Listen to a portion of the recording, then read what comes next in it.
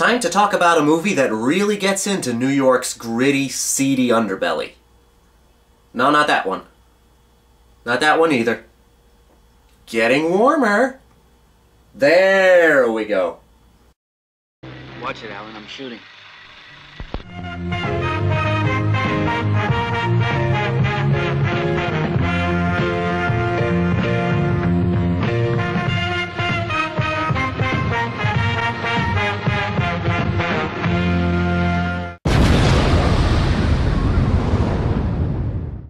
The Driller Killer.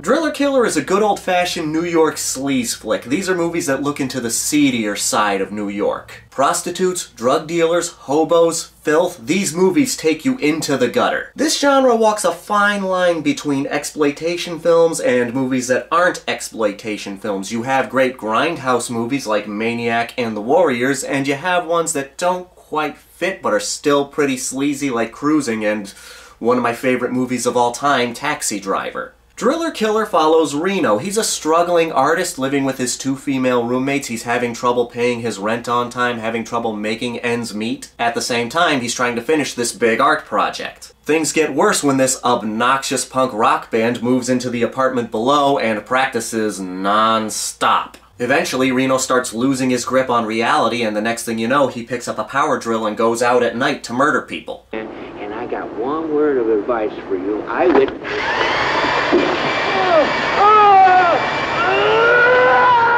Driller Killer is a lot like Taxi Driver. It has a lot of similar elements. A lonely guy getting fed up with the scum in New York City, having trouble with this girl that he has feelings for, slowly going mad, and then people end up dying. Both movies are more along the lines of a drama more than they are vigilante movies, or in this movie's case, a slasher movie. Driller Killer is categorized with slasher films, but it is more of an urban drama. There are scenes of killing sprees, and they are well done, but if you go into this movie expecting something like Friday the 13th or even Maniac, you're going to be disappointed.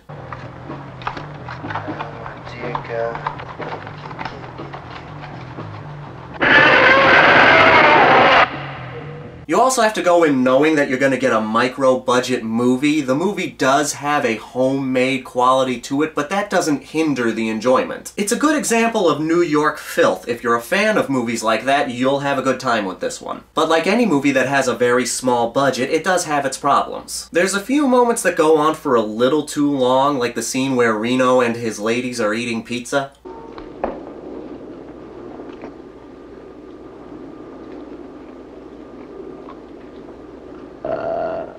Move on, damn it, move on. Also, the scenes with the punk rock band. I know the movie is trying to get us to hate these people as much as Reno, but there's only so long that I can watch some dumbass yell, "I'm gonna get some pussy!" I'm gonna see somebody's pussy! Oh, yeah, I'm walking downstairs. The acting isn't great, but I give that a pass for a movie like this. With a budget this small, you're not gonna get grade A actors, you're gonna get amateurs trying their best. As long as I can see the effort, I'm happy, but some movie fans can't get past that. Despite the negatives, the movie is a well-deserved addition to any exploitation fan's collection. Fans of Taxi Driver will like it. It has some similarities with that movie, and it also has the seedy New York underbelly that we want in a movie like this. The kills are great too, especially the main spree in the second act.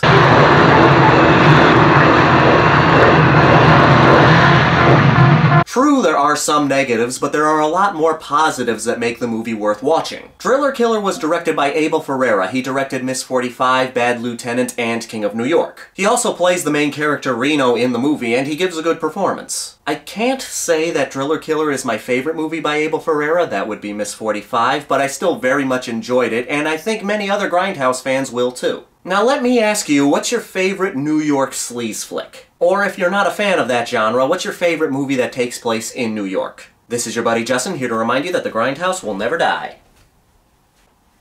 Sometimes I wish they never cleaned up New York so we could still get movies like this.